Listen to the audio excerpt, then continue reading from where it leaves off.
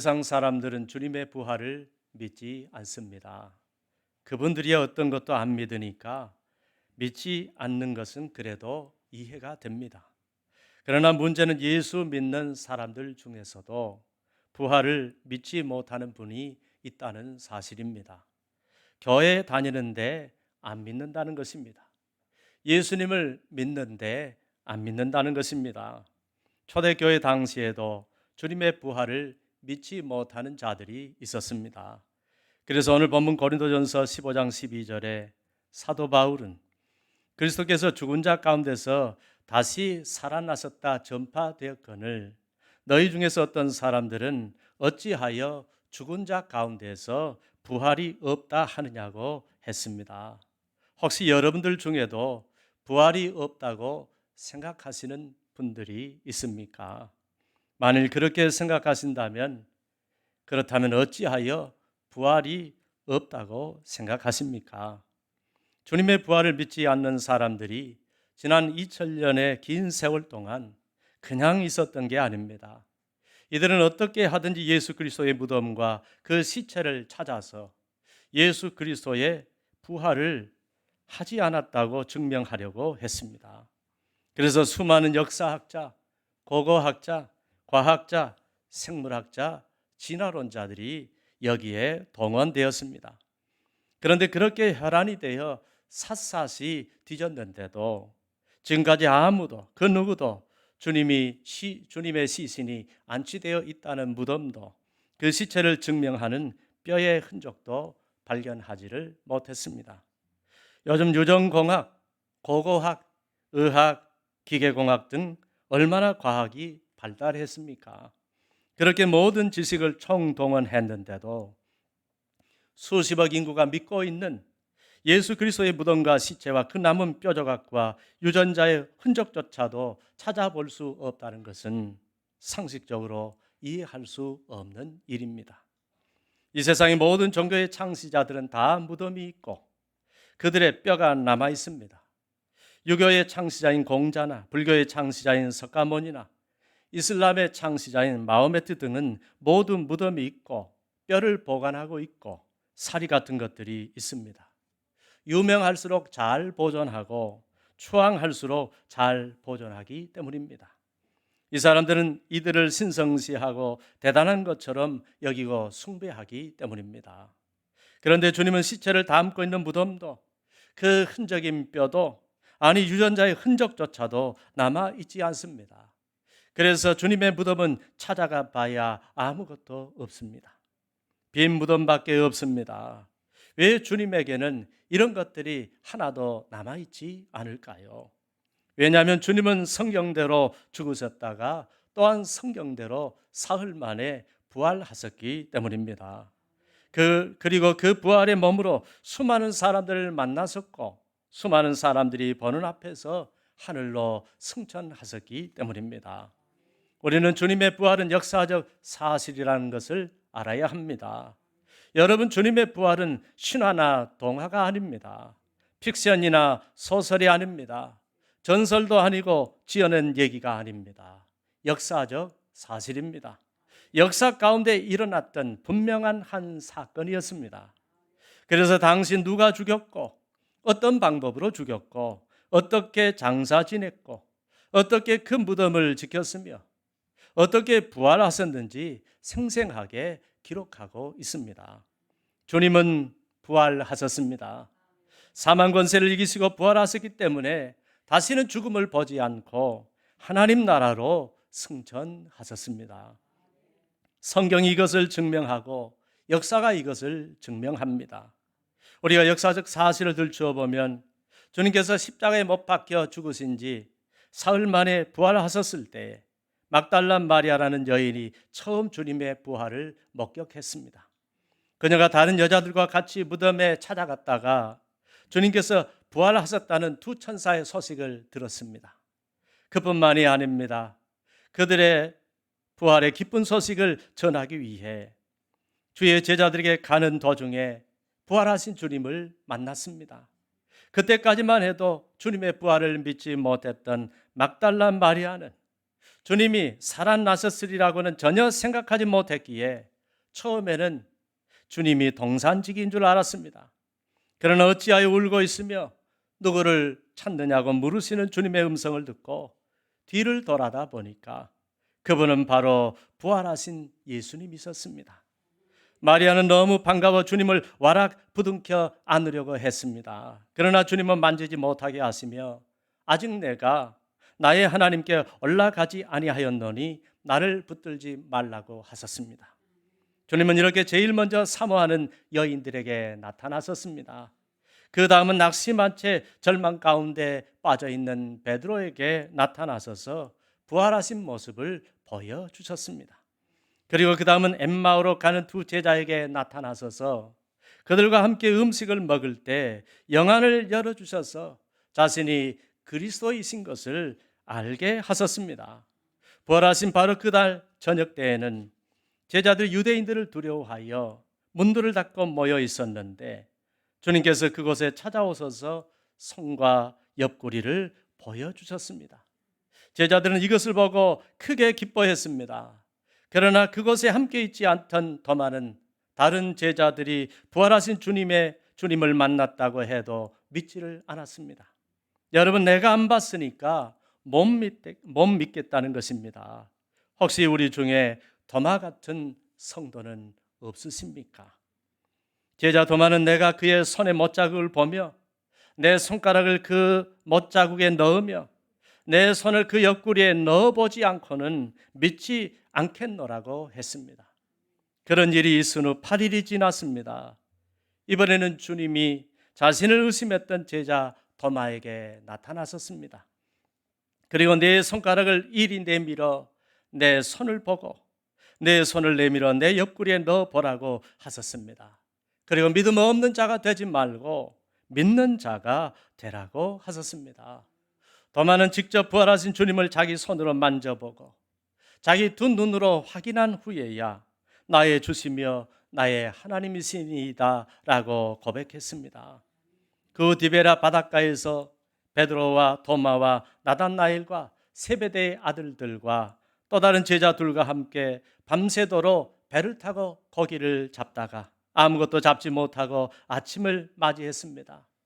그런데 아무도 생각하지 못한 그 이른 아침에 주님께서 제자들을 찾아오신 것입니다. 그리고 만나 주셨습니다. 그때 주님은 자신의 제자들과 함께 구운 생선과 떡을 잡수시기까지 하셨습니다. 이렇게 주님은 부활하신 후에 3번이나 제자들에게 나타나셨습니다. 이뿐만이 아닙니다. 부활하신 주님께서는 세상에 있었던 기간이 40일입니다.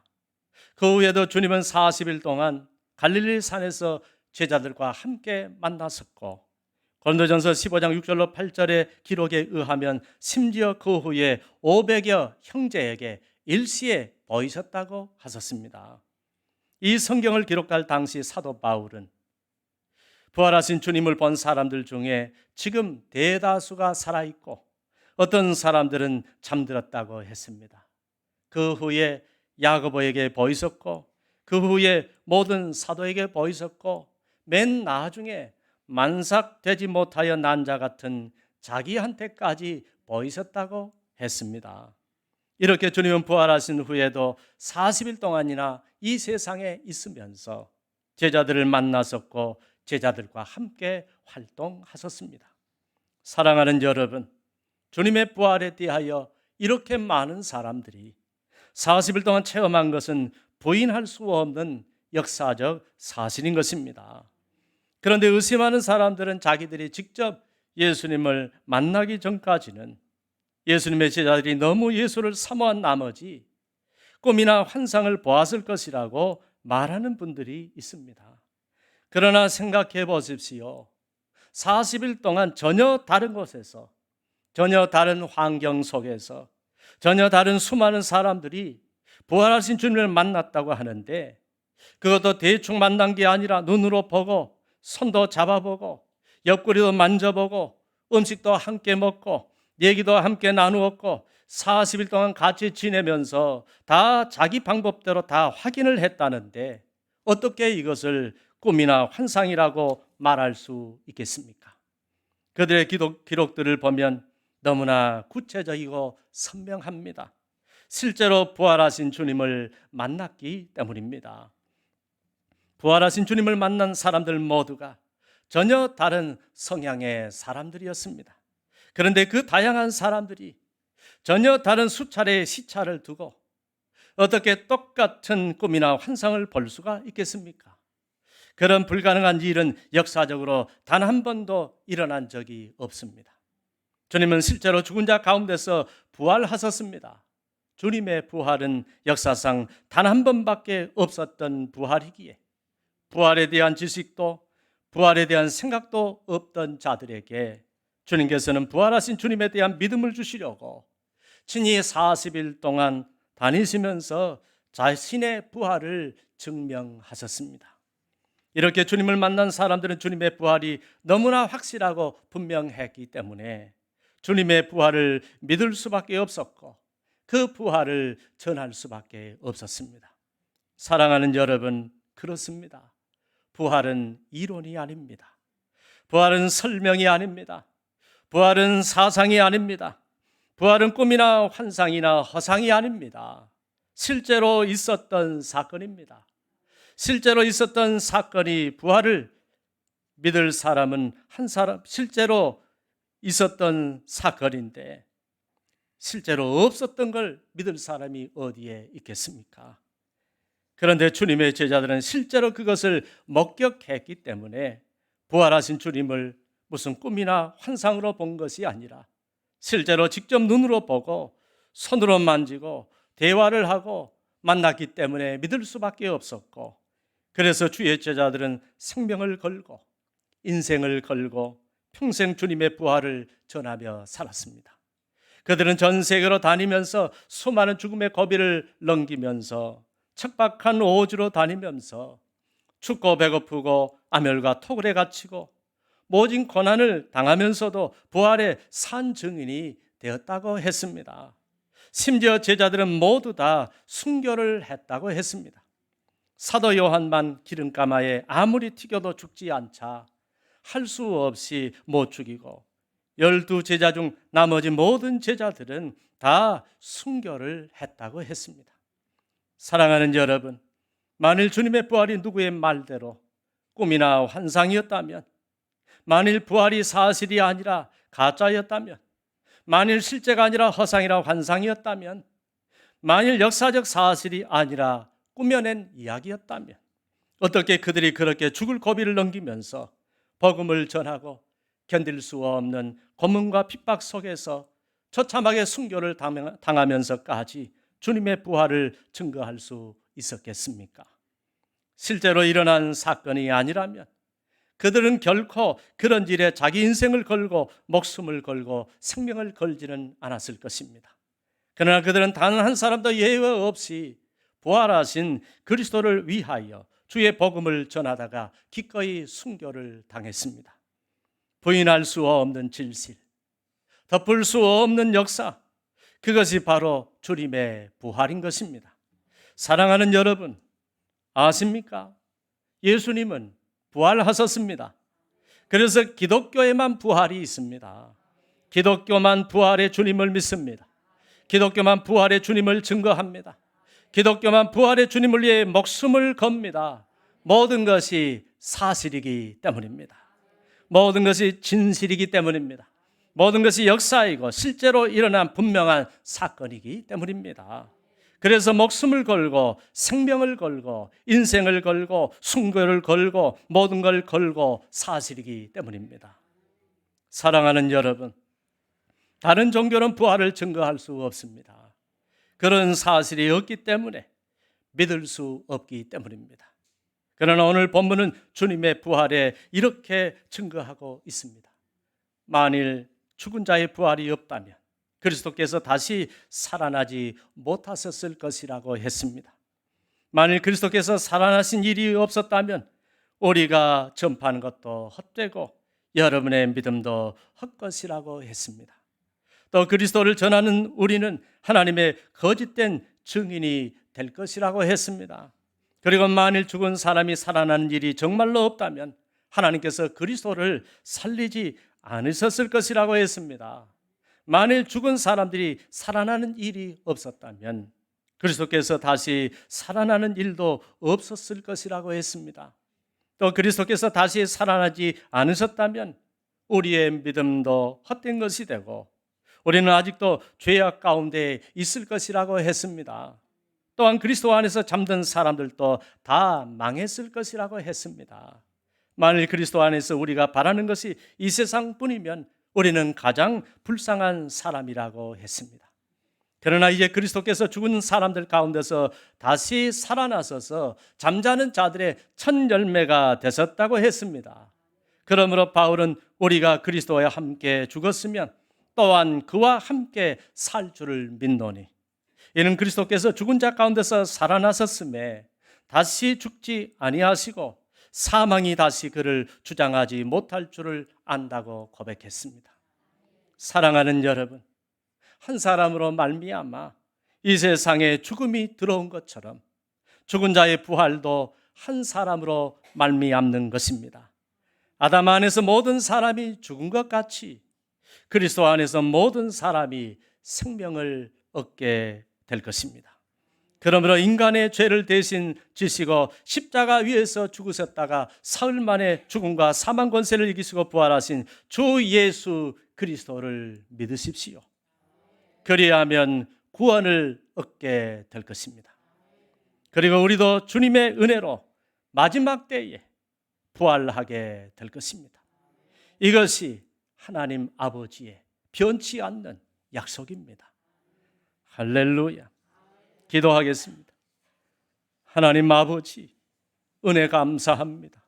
전지전능하신 하나님, 천지 만물을 창조하신 하나님, 우주를 통치하시고 다스리시는 하나님, 생사화복을 주장하시는 하나님 아버지, 하나님께서 우리 인간을 위하여 보내주신 우리 주 예수 그리스도를 다시 죽음에서 부활하게 하셨습니다.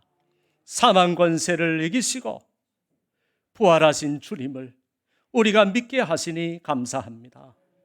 이제 우리는 예수님 안에서 죽었고 예수님 안에서 다시 살게 될 것을 믿습니다. 부활하게 될 것을 믿습니다.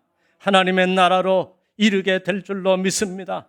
이 놀라운 소망을 가지고 믿음을 가지고 이 세상을 넉넉히 승리하며 살아가는 주의 자녀들 되게 하여 주옵소서. 예수님의 이름으로 기도합니다. 아멘.